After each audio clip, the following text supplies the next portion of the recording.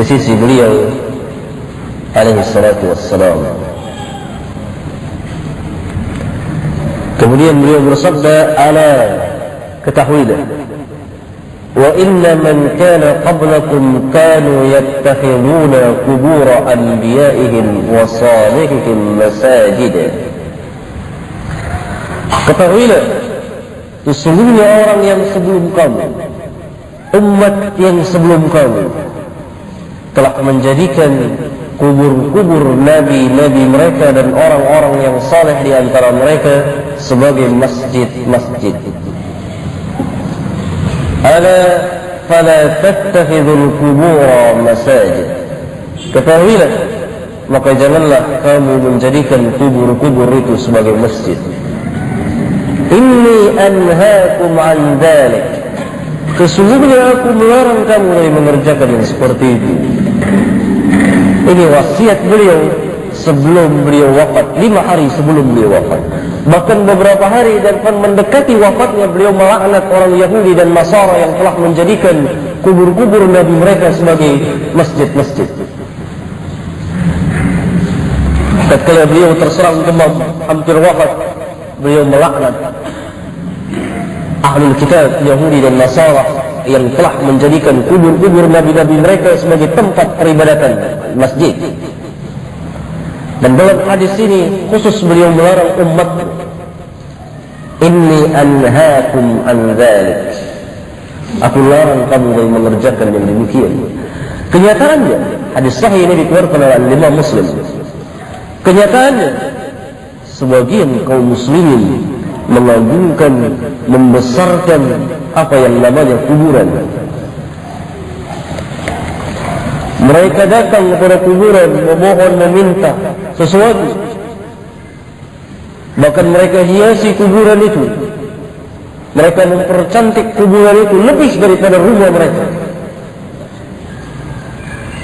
Bahkan mereka ta'zimkan sebagian kubur yang mereka anggap dan mereka namakan keramat.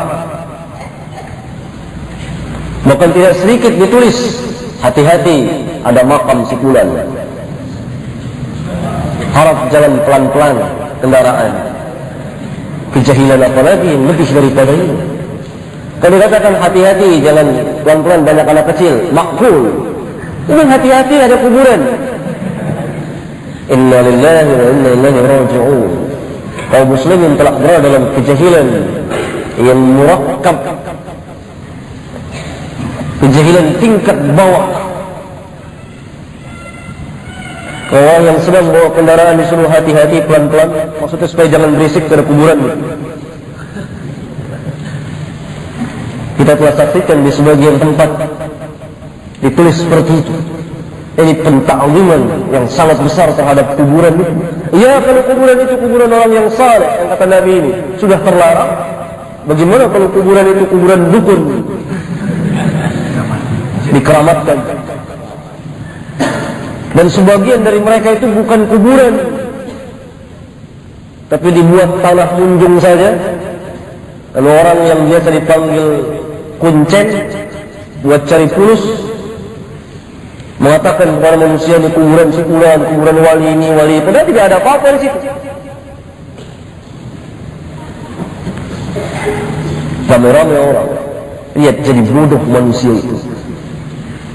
Orang yang pakai dasi, pakai jas, sekolahnya tinggi, lakopnya banyak, berderet lakopnya di depan, di belakang, datang ke kuburan itu, bersentuh di kuburan itu.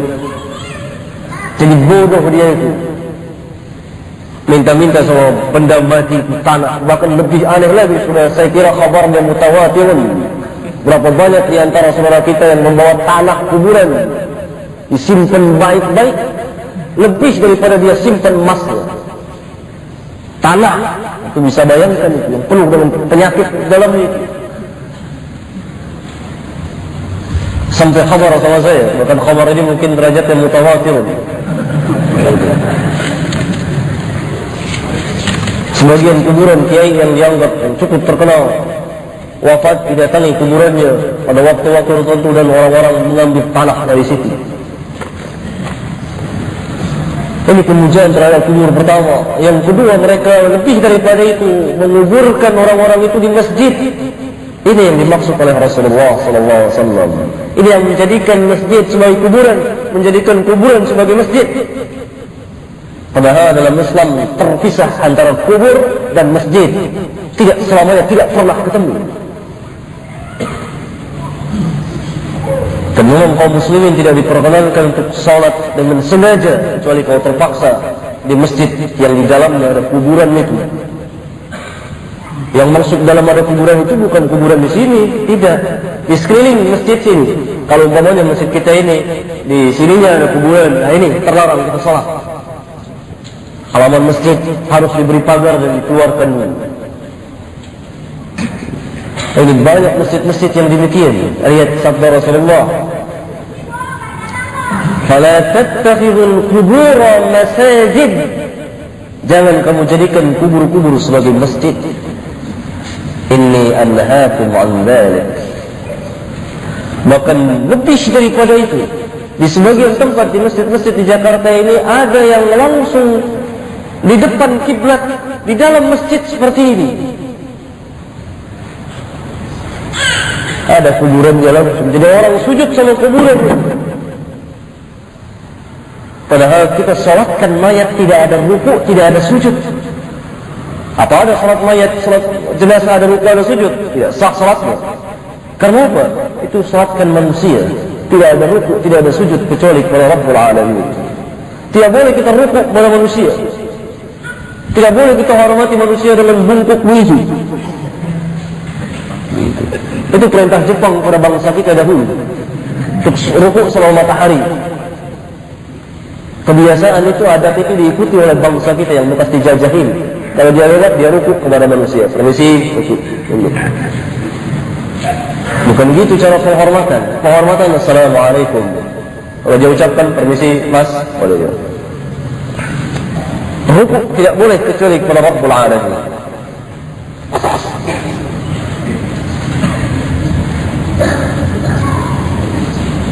Dan ini orang sujud. Karena itu tidak baik, bahkan terlarang. Kita sering menyaksikan jenazah mau disolatkan pada hari Jumat, itu jenazahnya dimasukkan ke masjid, sehingga orang salat Jumat itu sujud pada jenazah itu, di depan jenazah itu. Tidak boleh. Tidak boleh orang rukuk sujud di depan jenazah itu. Tidak boleh. Karena Rasulullah SAW syariatkan salat jenazah tidak ada rukuk, tidak ada sujud. Berdiri saja. Di luar dulu atau di belakang manusia. Sampai-sampai para ulama kita telah ijma' berdoa kalau datang ke kuburan Rasulullah, berdoa tidak boleh menghadap kuburan Rasulullah, menghadapnya ke kiblat.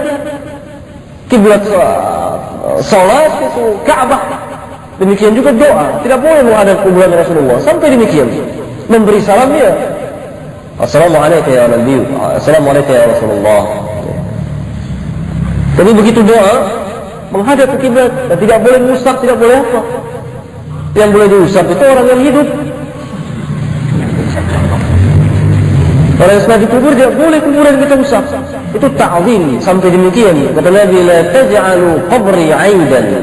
Jangan kamu jadikan kuburku sebagai tempat perayaan Aid yang didatangi pada waktu-waktu tertentu.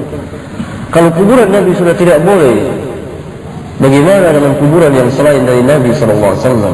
Manusia yang penuh dengan dosa dan nodai. Setiap tahun dibuat ulang tahun. Memang kaum kita ini paling suka ulang tahun. Ada ulang tahun kelahiran, ada ulang tahun kematian yang namanya haul. Haul itu tahun, tahunan. Khususnya orang-orang tertentu yang dibuat haul. Di situ kumpul disembelih kambing. Jelas terlarang, la aqra fil Islam, kata Nabi. Tidak ada penyembelihan di atas kubur dalam Islam. Situ diselesai, dia sebarkan uang, makan-makan di atas kuburan itu. Percis kayak orang jahiliyah. Dan ini banyak saudara kita yang mengerjakan demikian. Dan umumnya mereka tidak mengetahui. Mereka hanya dapat pelajaran begitu dari orang-orang yang tidak mengerti tentang din Allah, agama Allah. Padahal dalam agama Allah diajarkan tauhid, kemerdekaan mutlak bagi manusia untuk sujud dan rukuk hanya kepada Rabbul Alamin. Kebebasan mutlak bagi manusia, tidak terikat sedikit pun dengan satu ikatan. Ia bisa berbuat sebebas-bebasnya, leluasa, baik waktu, tempat dan lain sebagainya. Karena siapa saja orang yang syirik itu akan terikat dengan sesuatu.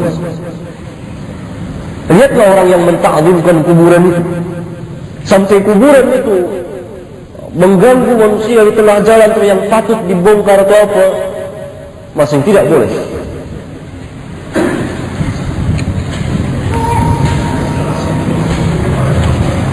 Bahkan kuburan itu dipakai kelambu, itu seolah-olah kal pengantin supaya jangan masuk nyamuk. Itu masyhur kuburan-kuburan yang dinamakan keramat. Sampai tanahnya itu tidak mau dijual, hatta orang yang membeli itu sekian juta, tidak mau. Kenapa? Lebih berharga tanah ini. Bukan karena kuburannya itu, tapi karena dia menganggap ada satu kemuliaan di kuburan, membesarkan kuburan itu. Nabi larang menjadikan kubur para nabi dan orang-orang yang saleh sebagai masjid, dan kuburan bukan tempat yang tempat ibadah mutlak. Masih dalam kuburan lagi soal mayit ini. Orang-orang mengajikan, membaca Al-Quran Al-Karim untuk di atas kubur.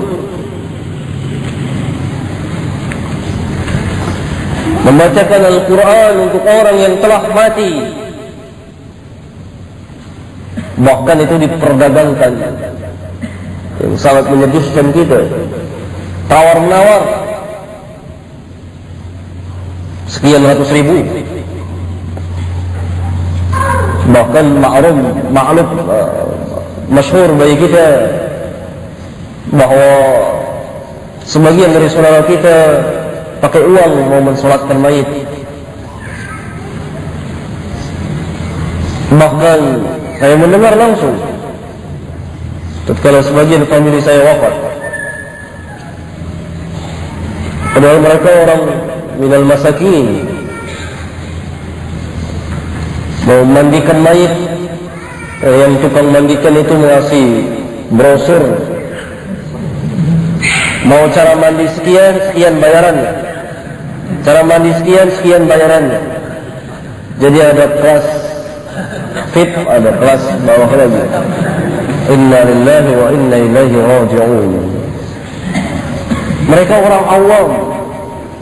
Tatkala mengadu sama saya bilang jangan berikan, dan sampai orang mereka tidak berdaya. Kalau mereka tidak berbuat begitu, dimusuhi seluruh kampung. Allahu Akbar.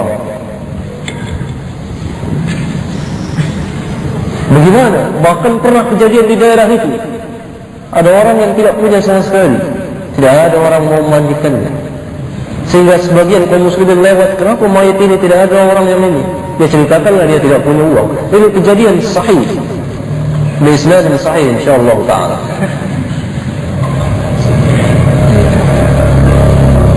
Tak ada orang mau nolong dengan uang. Bayangkan di daerah pinggiran kota Jakarta itu, teganya mereka demikian, harus bayar. Belum lagi nanti apa yang namanya tahlilan 3 hari 7 hari, bacakan Quran di atas kuburan untuk orang yang telah mayit, orang yang telah mati.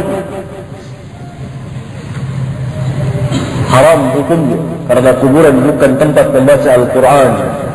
Yang kita bacakan Al-Quran itu hanya kepada orang yang hidup, bukan kepada orang yang mati. Karena Al-Quran ini az-zikra, peringatan. Apa mungkin kita peringati orang yang telah mati? Inna nahnu nazzalna dzikra wa inna lahu lahafizun.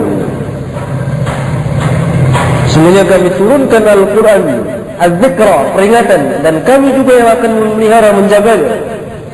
Peringatan itu ditujukan kepada orang yang masih hidup jisimnya, dan dapat menerima kalau hatinya hidup. salah satu kelemahan kaum muslimin dan tidak bisa memahami, mengambil hidayah Al-Quran karena mereka membacakan Al-Quran untuk orang-orang yang telah mati. Bangkai membacakan kepada bangkai. Al-Quran mengatakan liyundhira man kana hayyan, supaya Al-Quran itu jadi peringatan kepada orang yang hayyan, yang hidup. Anehnya surat itu, ayat yang saya bacakan ini tercantum dalam surat Yasin. Orang-orang yang membacakan kepada mayit itu baca umumnya surat Yasin, bahkan dengan hafalan di luar kepala dia bacakan ayat itu, surat Yasin. Di akhir surat itu melalui ayat liyundhira man kana hayyan, di hadapannya bangkai. Lihat kejahilan kaum muslimin yang kurang dapat mengambil hidayah Al-Quran Al-Karim. Mereka sebagiannya tidak kita salahkan secara mutlak, karena mereka orang-orang awam. Yang paling saya salahkan pelanjur-pelanjurnya ini, yang kalau ada peringatan dari orang alim, para ulama kita, mereka hasut orang alim itu, mereka fitnah orang-orang para ulama kita itu. Karena apa? Penghasilan mereka akan terhenti.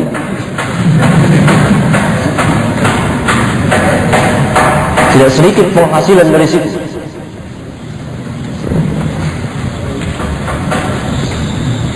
Nabi SAW pernah bersabda dalam salah satu hadis sahih yang dikeluarkan oleh Imam Muslim, "La taj'alu buyutakum maqabir, la taj'alu buyutakum maqabir."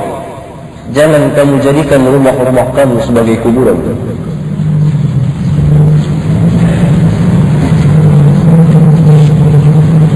Inna asy-syaitana yanfiru min al-bait alladhi tuqra'u fihi surat al-Baqarah.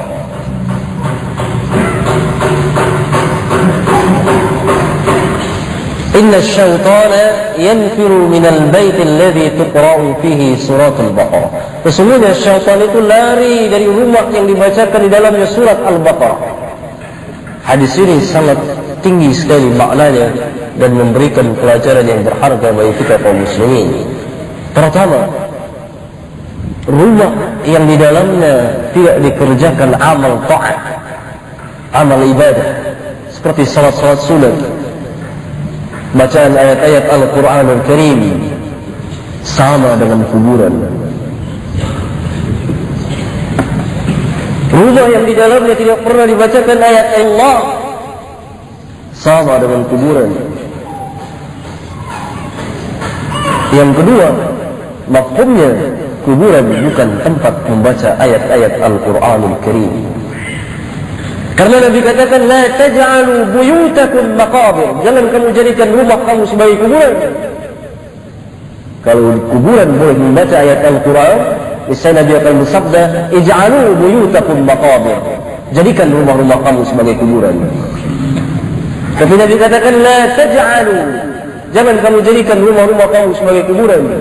Maksudnya kuburan bukan tempat ibadah, kuburan bukan tempat membaca ayat-ayat Allah. Ayat-ayat Allah kita bacakan kepada manusia.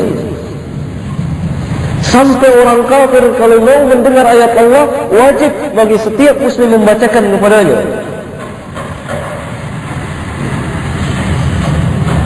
Kalau datang orang kafir dengan ikhlas ingin mendengar ayat Allah, wajib bagi setiap muslim membuka Al-Quran dan membacakan kepadanya, khususnya orang-orang yang alim di antara mereka.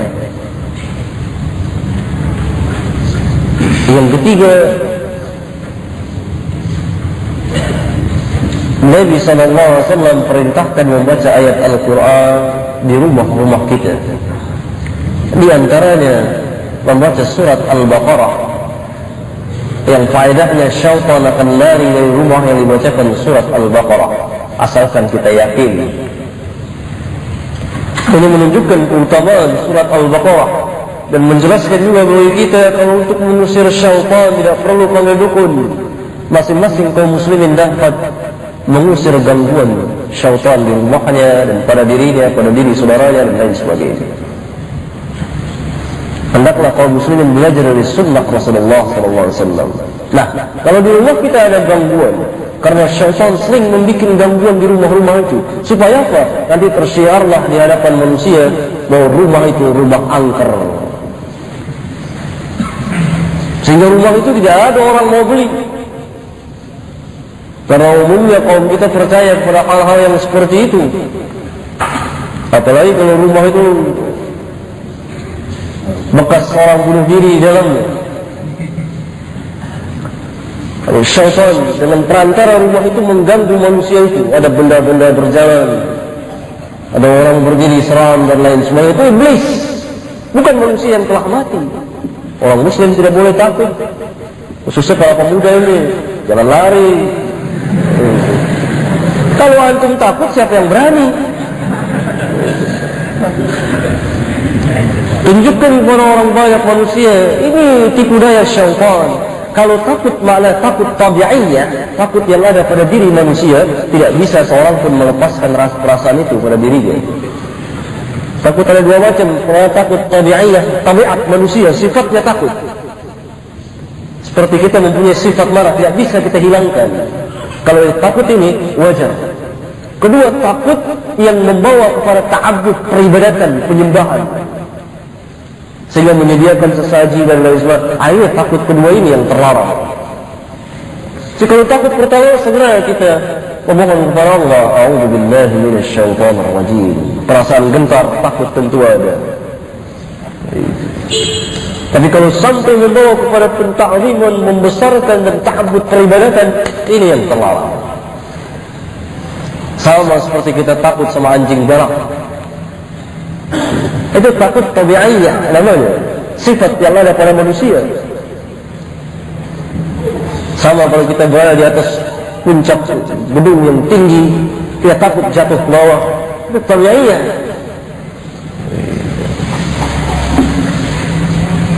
Nah, kalau terdapat di rumah-rumah kita gangguan seperti ini karena iblis atau jin sering mengganggu seperti ini, supaya menggoncangkan keimanan orang yang punya rumah itu, sehingga nanti mereka akan memanggil apa yang namanya kahin dukun, pengusir syaitan. Mulailah dukun-dukun itu sembur sana, sembur sini, ambil daun sirih. Itu praktek-praktek iblis juga yang tertipu kaum muslimin. Memang syaitan itu hilang nantinya, dari situ hilang gangguan, tapi timbul satu kesyirikan. Ini yang dimaui oleh syaitan.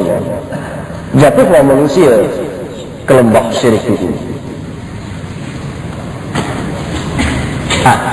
Salah satunya Nabi ajarkan baca surat Al-Baqarah yang terbaik dari awal sampai akhir, atau berapa ayat yang kita mampu membacanya, atau sebagian keluarga membaca sekian ayat, sebagian lagi membaca sekian ayat, patungan istilahnya. Jadi satu surat, kalau surat Al-Baqarah demikian panjangnya 286 ayat, bacakan. Kalau terjadi gangguan, bacakan itu dengan syarat keimanan yang ada di hati kita dan tidak membesarkannya. Kedua, menganggapnya kecil. Kalau antum sudah besarkan iblis jin yang mengganggu antum itu, rumah antum akan diganggu terus. Kalau antum masih punya perasaan yang ada terus, dia akan ada terus. Antum punya i'tiqad yang mampu mengusirnya walaupun antum tidak bisa melihatnya. Bismillah, semuanya dengan izin Allah. Karena kita tidak punya kemampuan mutlak tentang itu. Kita tidak melihat iblis dan jin itu, tapi mereka suka mengganggu. Bacakan ayat kursi, bacakan Al-Falaq, An-Nas, mohon perlindungan kepada Allah. Baca ayat-ayat Al-Quran Al-Karim, InsyaAllah Ta'ala dengan izin Allah larilah iblis itu. Itu sabda Rasulullah Sallallahu Alaihi Wasallam. Jadi terjawablah satu pertanyaan, bagaimana hukumnya membaca Al-Quran untuk orang yang telah mati. Hukumnya adalah bid'ah dan haram kaum muslimin membacakan ayat Al-Quran untuk orang yang telah mati. Mengirim bacaan Al-Quran untuk orang yang telah mati haram, karena tidak ada sunnahnya sama sekali dari Rasulullah SAW. Apalagi mengirim bacaan Al-Fatihah untuk Nabi, sebagaimana yang sering kita dengar, ila hadratin Nabi Al-Fatihah, ila rufi fulan Al-Fatihah. Tidak pernah diperintah oleh Allah. Yang Allah perintahkan, kirim baca selawat untuk Nabi yang mulia alaihi salatu wassalam. Ya ayyuhalladzina amanu sallu alaihi wa sallimu taslima. Bukan bacaan Al-Fatihah, bukan bacaan Quran. Kepada orang yang telah mati doakan, Allahumma ighfir lahu, Allahumma arhamhu, Allahumma ighfir lahu, dan seterusnya. Bukan membacakan ayat-ayat Al-Quran Karim. Hendaklah generasi yang sekarang ini membacakan ayat Al-Quran kepada orang yang hidup sesuai dengan perintah Allah, liyundira man kana hayyan. Doakan orang yang telah mati di antara kita. Itu yang mereka harapkan, doa. Karena Nabi apabila selesai menanam mayit, beliau perintahkan kepada para sahabatnya, istaghfiru li akhikum, mohonlah ampun untuk saudara kamu. Kalau ada bacaan ayat Al-Quran, tentu Nabi perintahkan untuk membaca Al-Quran pada orang yang telah mati. Tapi Nabi katakan, istaghfiru li akhikum, mohon ampun untuk saudara kamu. Wasalu lahu at-tathbit, dan mohonlah kepada Allah supaya dia itu kuat. Kenapa? Fa innahu al-an yus'al, karena sekarang ini dia sedang ditanya.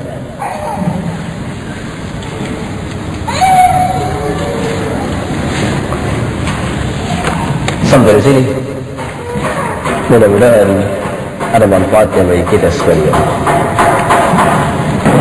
Alhamdulillah, hamdan katsiran thayyiban mubarakan fih.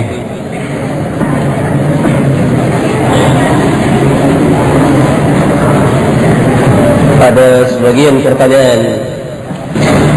Pertanyaan pertama, Rasulullah SAW telah melarang membina kuburan, membangun kuburan.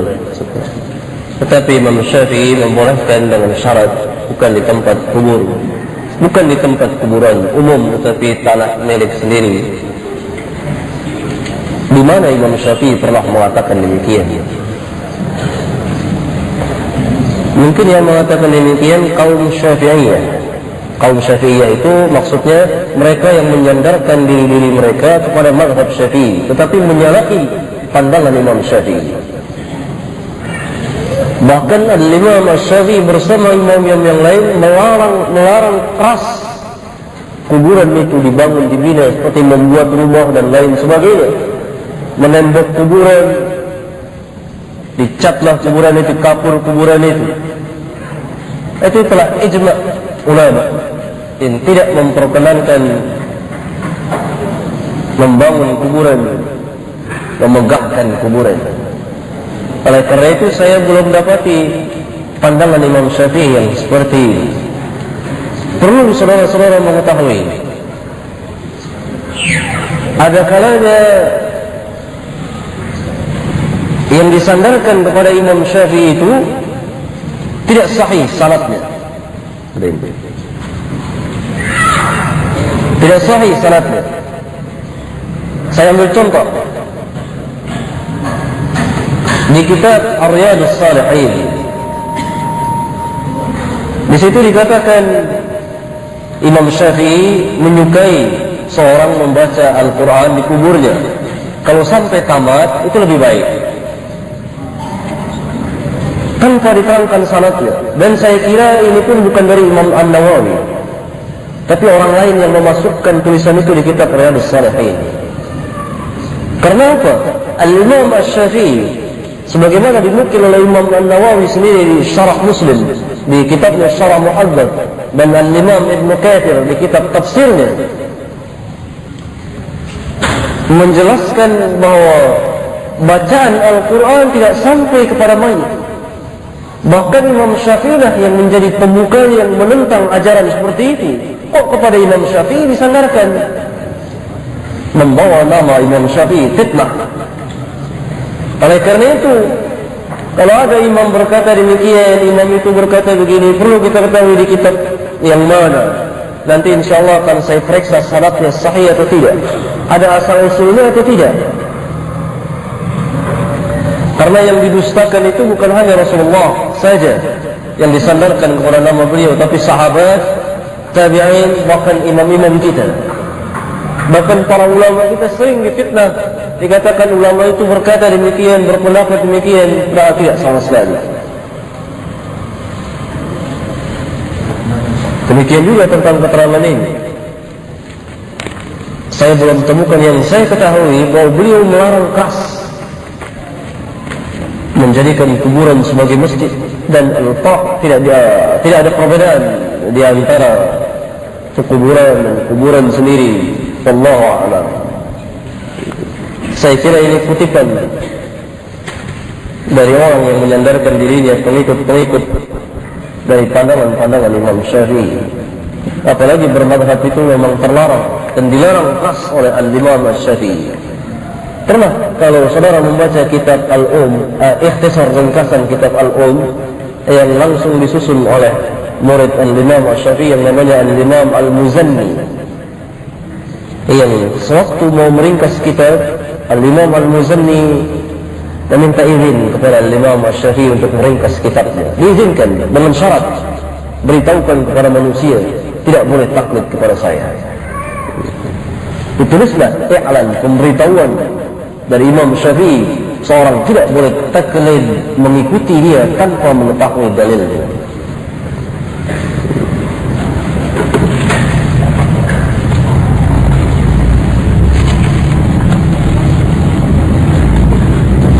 Pertanyaan kedua, saya buat. Siapakah yang lebih dicintai oleh Rasulullah SAW antara Siti Aisyah radhiyallahu anha atau Khadijah radhiyallahu anha?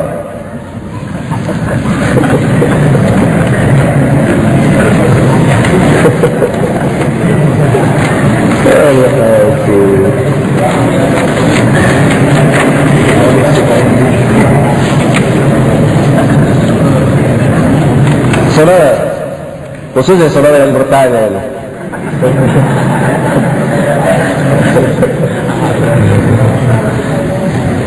pertama, Rasulullah mencintai seluruh istri.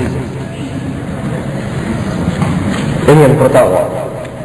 Tetapi kecintaan itu, mahabbah itu tidak bisa dipotong-potong, dibagi-bagi 50%, 50% nggak bisa. Bagi dua kalau kertas ini bisa, bagi rata dua, sebagian rata, pas sama. Tapi kalau cinta tidak bisa. Itu tahu.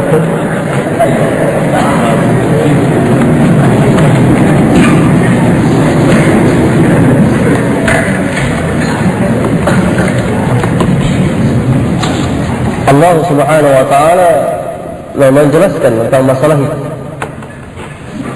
Seorang tidak akan sanggup berlaku adil walaupun orang akan berusaha untuk berlaku adil kepada istri-istrinya kalau dia mempunyai istri lebih dari satu.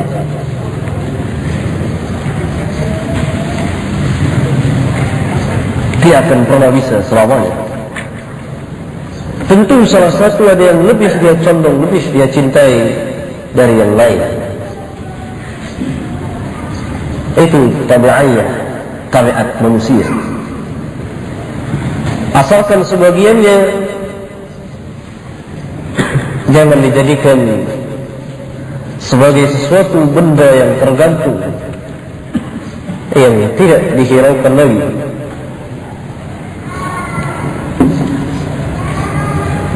Demikian juga Rasulullah sallallahu alaihi wasallam, karena beliau seorang manusia yang sama dengan manusia yang lain, tentu ada di antara istri-istri beliau yang lebih beliau cintai dari yang lain. Allah Jalla wa Ala yaqulu fi kitabihil karim, ولن تستطيعوا أن تعدلوا بين النساء ولو حرصتم.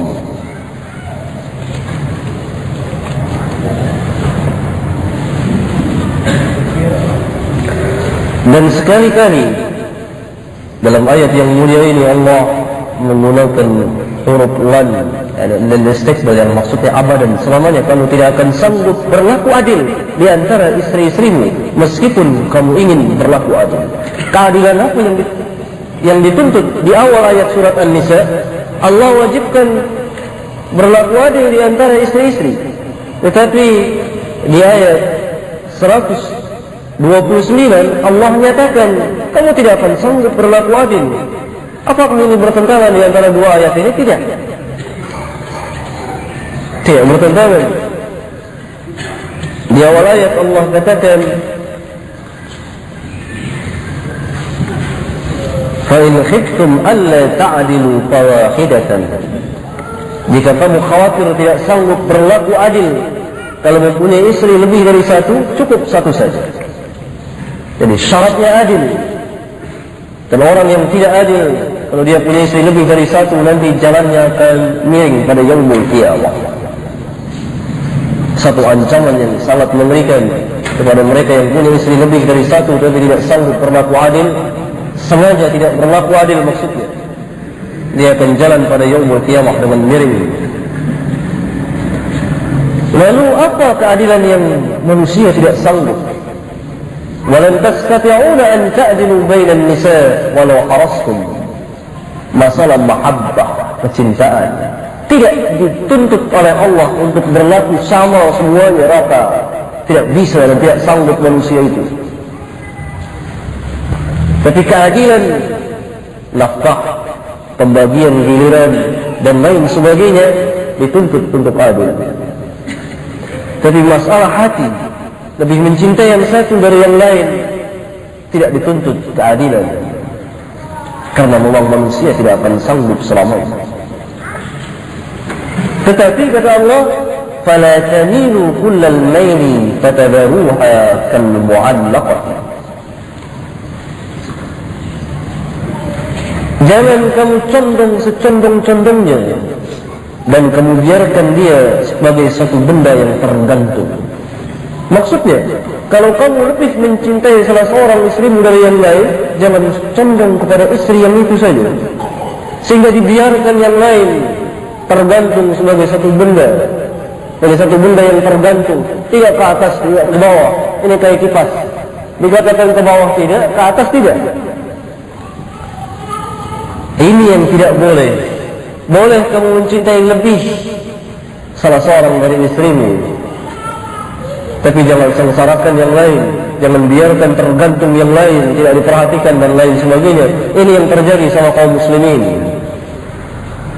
Kalau dia sudah dapat istri muda, dia tinggal sama istri mudanya berbulan-bulan, dia lupakan yang lain. Jelas orang ini tidak adil. Demikian juga Rasulullah SAW, beliau basyarun, sama seperti kita, dan mempunyai sifat-sifat mahabbah juga seperti manusia.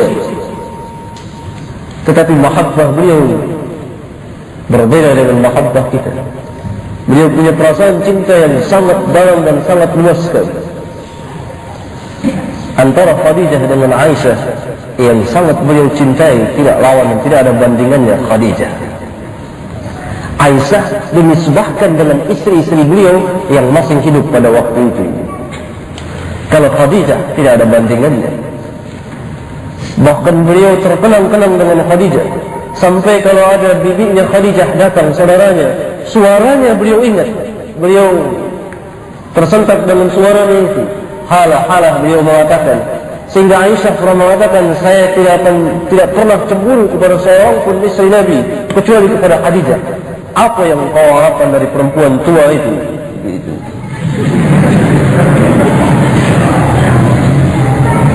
Begitu saking cemburunya, sama yang mati saja perempuan bisa cemburu, bagaimana yang hidup?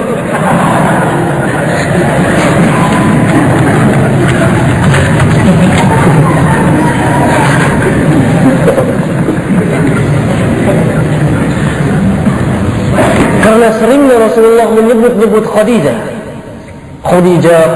Jadi kalau beliau potong kambing, pasti beliau sahkan kepada famili dan kawan-kawan Khadijah. Ini salah satu akhlak karimah menghubungi teman-teman istri kita. menghubungi kerabatnya meskipun istri kita itu telah wafat. Dan bolehnya mengenang sesuatu yang indah yang pernah terjadi dahulu. Demikianlah Rasulullah selalu terkenang-kenang. Beliau marah tatkala Aisyah marah kepada Khadijah. Beliau katakan Khadijah telah beriman tatkala orang kafir semuanya, dan dari Khadijah lah saya memperoleh anak. Saat kesulitan Rasulullah SAW pernah datang kepada Khadijah, tatkala beliau mendapat wahyu pertama, Iqra' bismi rabbikal ladzi khalaq, khalaqal insana min 'alaq, Iqra' wa rabbukal akram, alladzi 'allama bil qalam, 'allamal insana ma lam ya'lam. 5 ayat ini beliau datang dan dalam penuh rasa takut dan gemetar hatinya, beliau datang kepada Khadijah dan berkata, Zammiluni, zammiluni, selimuti saya, zammiluni, selimuti saya. Fazammaluhu, diselimutilah.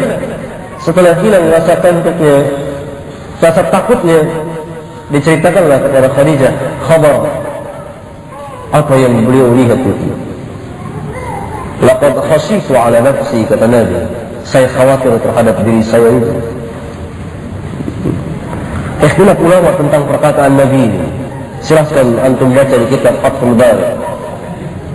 Apa yang dikhawatirkan oleh Nabi ini?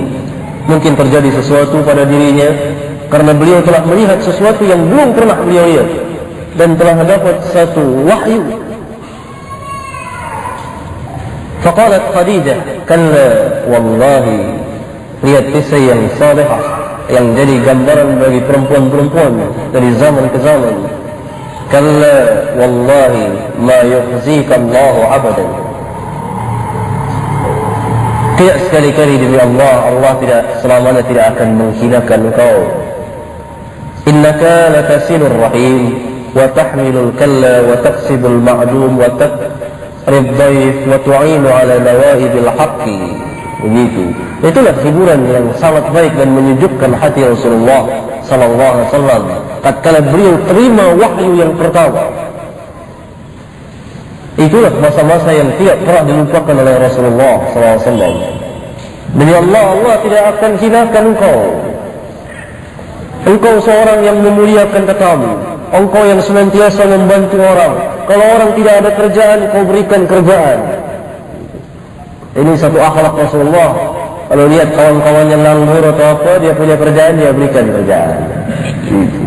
Begitulah kaum muslimin sepatutnya. Kalau ada ikhwan belum kerja atau apa dan dia bisa membantunya, bantu. Sehingga bersih hatinya itu. Sama-sama. La yu'minu ahadukum hatta yuhibba li akhihi minal khair.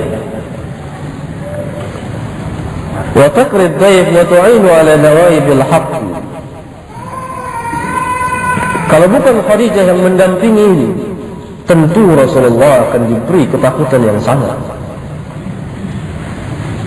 Berapa banyak suami-suami datang kepada istrinya sekarang ini dengan muka pucat dan hati bergetar dan ketakutan. Bukan dihibur, malah ditakut-takutin.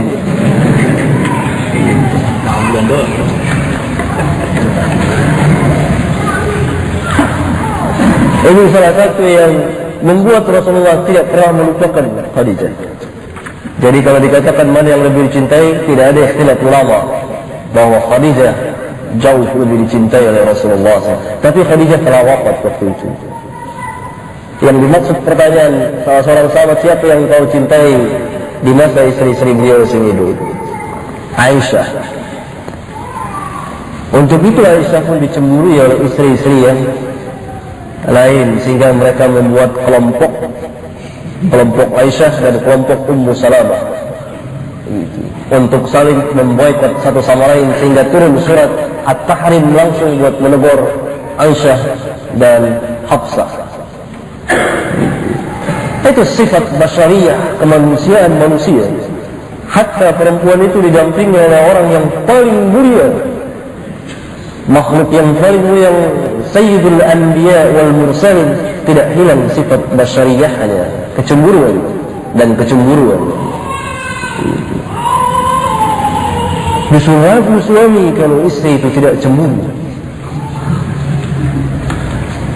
Jadi ada sebagian manusia yang mau menghilangkan kecemburuan yang ada pada manusia itu, kecemburuan istri, kecemburuan suami, tidak akan sanggup bisa menentang itu hadrat yang Allah telah berikan.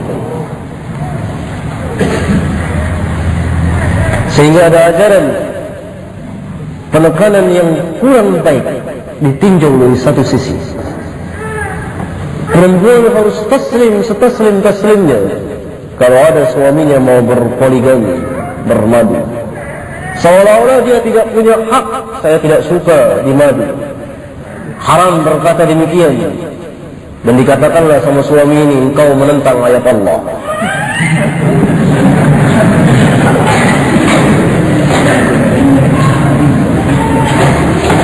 Kalau demikian keadaannya, maka Islam tidak memberikan hak mutlak kepada perempuan. Tentu tidak benar. Yang tidak benar itu si suaminya itu, atau orang-orang yang mengajarkan seperti itu. Poligami bermadu memang satu ajaran yang sangat mulia dan tinggi dalam Islam. Satu ajaran yang bisa mengatasi berbagai macam kesulitan yang terjadi dalam kehidupan ini. Di antaranya kebanyakan perempuan. Mau dikemanakan perempuan itu? Dibiarkan tidak kawin, tidak nikah. Satu hal yang paling menyakitkan perempuan apabila dia hidup membujang sepanjang masanya. Kedua, atau dibiarkan perempuan itu jadi piaraan orang-orang, tidak dinikahi, satu kehinaan. Atau dijadikan perempuan-perempuan itu pelacur, satu kehinaan. Islam memberikan jalan terbaik, nikahkan perempuan itu. Sistem poligami bermadu untuk kemaslahatan umat manusia, dan banyak lagi kebaikan yang pernah saya terangkan. Tetapi ini bukan harus taslim mutlak, dalam arti seorang istri tidak punya hak untuk berkata saya tidak mau. Tidak. Kalau dia mau, tafadhal. Kalau dia tidak mau, dia punya hak. Saya tidak suka. Dan kalau seorang istri itu tidak mau dimadu dan dia marah-marah, dia tidak berdosa, tidak terlarang menurut syariat Islam. Karena akan dimadu dia. Dia punya hak untuk menentukan juga.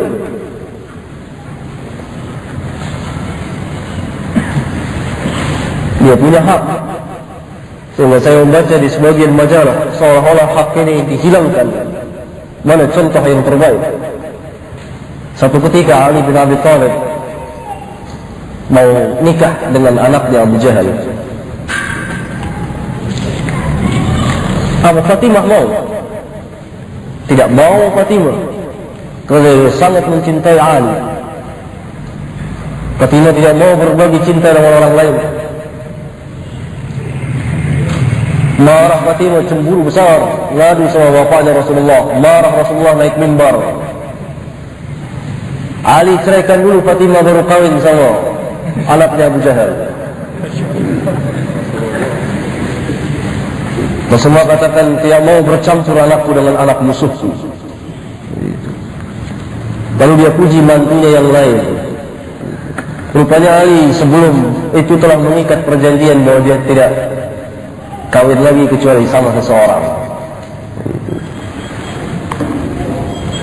Dari hadis itu berarti boleh seorang istri menolak kalau dia tidak mau. Kalau dia mau, ya bagus.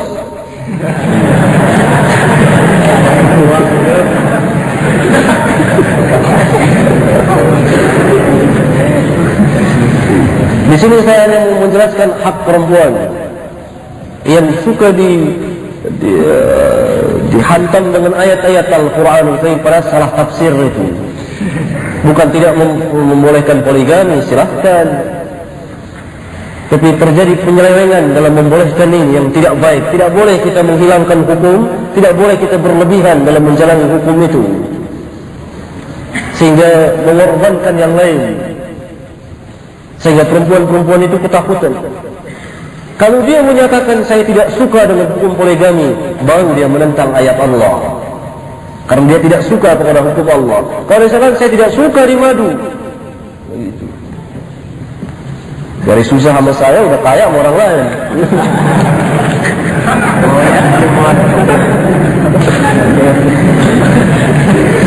Misalnya seperti itu.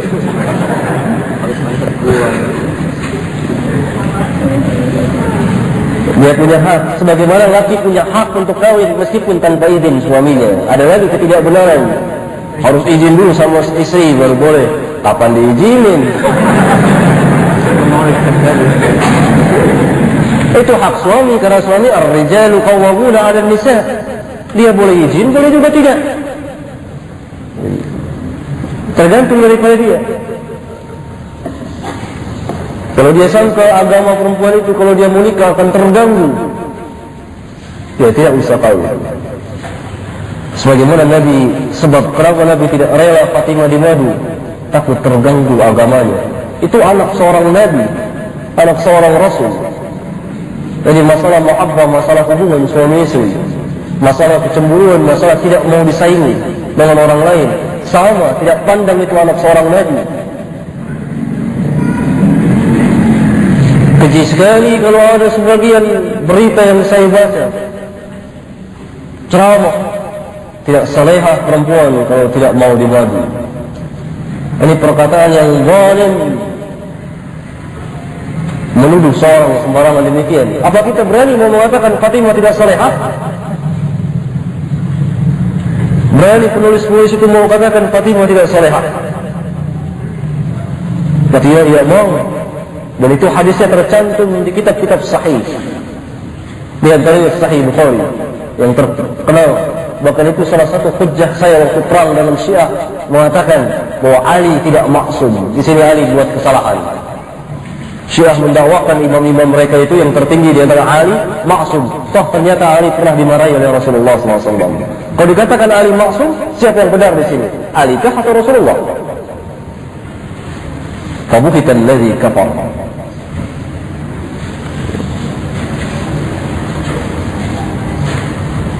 Jadi beda. Kalau dia menolak tentang hukum Allah, membenci hukum ini, keluar dia dari Islam. Tidak palang tanggung. Menghina hukum poligami itu, menghina hukum bermadu itu, gila. Tapi kalau mengatasnamakan pribadinya, dia tidak suka, tidak senang, dan tidak sanggup, dia punya hak. Dia tidak menentang ayat Allah. Sama kalau kita mengatakan sholat tahajud, saya tidak sanggup bangun malam. Sama kalau seorang perintah, ayo sholat sunat, saya tidak sanggup puasa. Puasa, saya tidak sanggup puasa. Bukan berarti dia menolak hukum puasa itu. Hanya ketidaksanggupannya dia untuk berpuasa. Puasa sunat yang dimaksud. Farq beda. Orang-orang ini tidak bisa membedakan, sehingga menggolimi sebagian manusia dan membuat itu sebagian orang terpaksa jadi menerimanya dengan berat hati. Akhirnya hukum itu bisa dipermainkan. Hati-hati terhadap hukum dan jangan ikut hawa nafsu kita. Mentang-mentang poligami itu bagi laki-laki, nanti akan diganggu oleh syaitan untuk mengikuti hawa nafsu, menjajah sesuatu. Hak perempuan yang merdeka sebetulnya. Beda, saya terangkan ini karena banyak tulisan di majalah-majalah seperti ini. Di sebagian majalah ada yang membuat perumpamaan, ada yang menghina sehina-hinanya, merendahkan derajat itu. Tidak baik.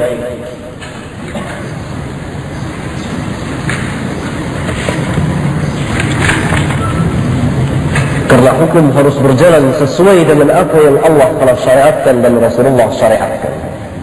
Tidak boleh dirubah oleh manusia. Laki punya hak, perempuan punya hak. Laki punya hak, dia boleh nikah 2, 3, 4. Baik dia izin sama istri atau tidak izin sama istri. Ar-rijalu qawwamuna 'ala an-nisa. Kalau dia mau izin itu ada aksan lebih baik supaya diketahui. Perempuan punya hak, dia boleh terima, dia adakan aja dia tidak suka. Ketidaksukaan perempuan itu bertingkat-tingkat yang diketahui oleh perempuan sendiri. Ada saya ingin membantah satu paham yang beredar pada masa itu, memberikan pemaksaan. Dan seringkali hukum itu dibuat seenaknya. Seperti hadis yang sering saya terangkan. Apa hadis itu? Idza ja'akum man tardawna dinahu wa khuluquhu fazawwijuhu wa illa taf'alu takun fitnatun fil 'ard wa fasadun 'arid. Apabila datang kepada kamu para wali yang dimaksud di sini, orang yang kau redoi agama dan akhlaknya, kawinkanlah anakmu dengan dia itu. Jika tidak akan terjadi kerusakan di daerah, kerusakan yang luas, kerusakan muka bumi dan fitnah yang lebar luas. Fasadun fil 'ard, kerusakan di muka bumi ini dan fitnah yang luas sekali, fitnah yang lebar di permukaan bumi. Hadis ini tidak menunjukkan setiap laki yang datang kepada perempuan meminang itu wajib perempuan itu terima sami'na wa ata'na. Kalla thumma kalla. Hadis ini membatalkan satu sistem jahiliyah, sistem kelas. Orang ningrat harus kawin dengan orang ningrat. Kalau Sunda apa? Enak ya. Raden kawin harus sama Raden. Kalau di Arab pada terkenal golongan Habib harus kawin dengan golongan Habib. Syarifah nggak boleh kawin sama orang biasa. Gitu. Dibatalkan oleh Rasulullah persamaan hak dalam din dan akhlak. Itu saja. Adapun kalau ada laki-laki yang baik datang kepada perempuan dan minang dia, sang perempuan punya hak imma ditolak, imma dilanjutkan, dia terima. Tergantung dari perasaannya suka atau tidak. Hatta laki-laki itu ulama sekalipun juga, dia punya hak. Begitu Islam memberikan hak mutlak. Hadis ini sering disalahgunakan di sebagian majelis.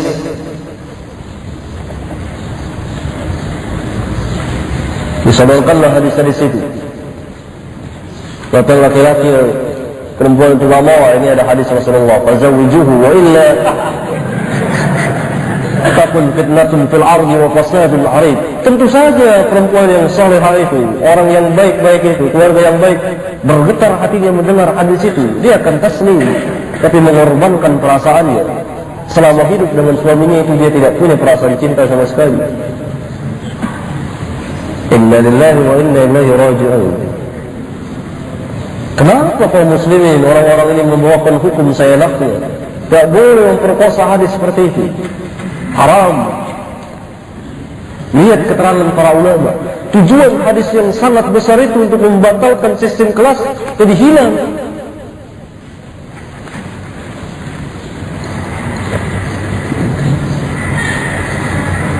Laki boleh nolak, perempuan boleh nolak. Laki boleh milih, perempuan boleh milih.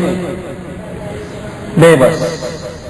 Dahulu ada orang terbaik pernah meminang seorang perempuan, Muawiyah bin Abi Sufyan, ipar Rasulullah SAW, pemuda bangsa Arab yang tergantang waktu itu. Ditolak oleh seorang perempuan. Padahal wajahnya sukar dicari bandingannya Muawiyah itu.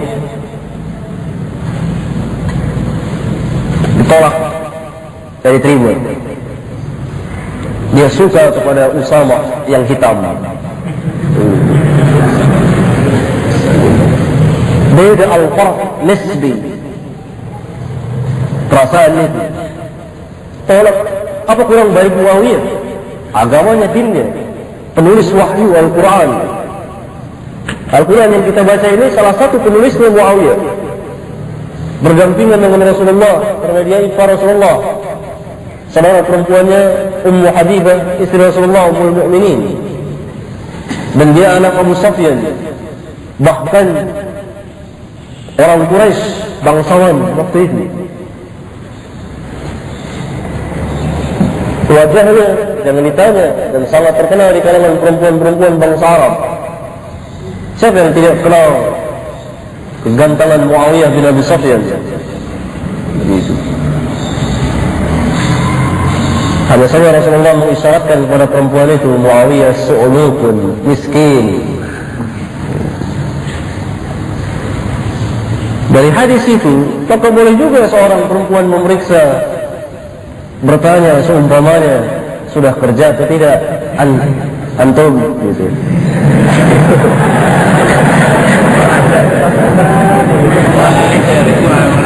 Ini saya dengar kabar ada ajaran-ajaran, pokoknya jangan ditanya punya duit, nggak punya duit, sudah kerja, yang penting dinnya baik. Saya tidak boleh lihat Rasulullah mengisyaratkan kepada Fatimah binti Qais, Muawiyah su'lukun miskin. Waktu itu Muawiyah masih miskin. Rasulullah memberikan satu gambaran di sini, suami itu perlu memberi nafkah kepada istrinya. Waktu itu Muawiyah belum punya apa-apa. Kata Rasulullah, kawin dengan Usama, nikah dengan Usama lah. Pertama perempuan itu menolak, lama-kelamaan dia mau, timbul perasaan senang. Di situ ada isyarat. Sekali lagi ajaran, perempuan tidak boleh hak, tidak diberi hak untuk bertanya kepada laki-laki itu mana kerjanya atau apanya. Itu diperlukan sebab dia nanti akan membiayai perempuan itu. Perlu ditanya, itu pertanyaan yang wajar, yang tidak haram seorang bersama, bahkan sangat perlu. Toh Rasulullah mengisyaratkan kepada perempuan itu, mengatakan Muawiyah su'lukun. Lihat, Rasulullah merangsang, seolah-olah Rasulullah mengatakan kalau ikhwan mau zuhud, kerja cari duit, seolah-olah demikian. Begitulah cara Rasulullah mentarbiyah, mengajarkan umatnya. Ilahuna, sampai di sini. Mudah-mudahan ada manfaat yang baik besar bagi kita sekalian, dan mohon maaf kalau ada kata-kata yang kurang baik. Subhanakallahumma wa bihamdika asyhadu an la ilaha illa anta astaghfiruka wa atubu ilaik. Wassalamu alaikum warahmatullahi wabarakatuh.